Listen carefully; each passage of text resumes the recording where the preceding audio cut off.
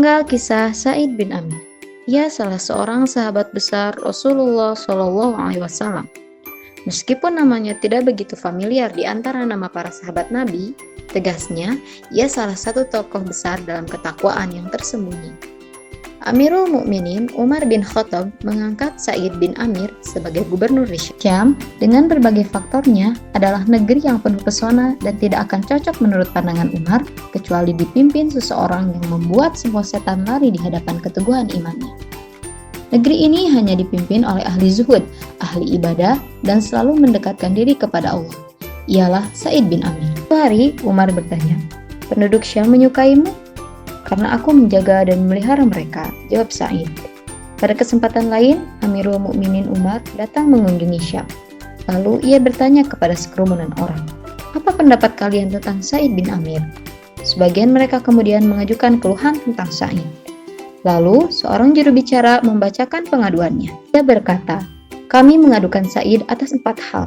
Pertama, ia tidak keluar menemui kami kecuali matahari sudah tinggi. Kedua, ia tidak mau memenuhi panggilan kami di malam hari. Ketiga, dalam sebulan ada 2 hari ia tidak keluar menemui kami dan kami tidak melihatnya. Keempat, ia sering pingsan.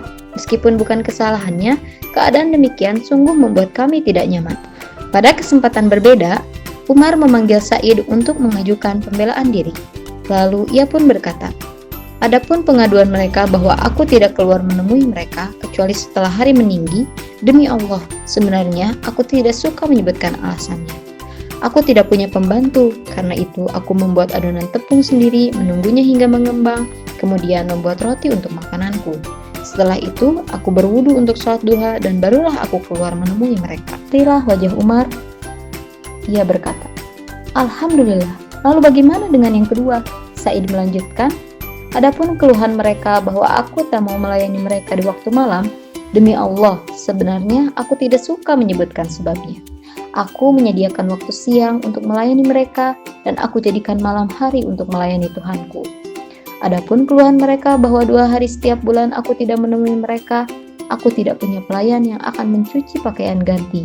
Jadi terpaksa aku mencucinya dan menunggu kering selama beberapa saat hingga baru dapat keluar pada waktu petang.